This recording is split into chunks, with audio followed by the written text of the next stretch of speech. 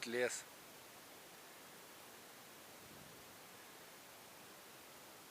Около Головино. Вчера пришли, сказали, пока прекратили.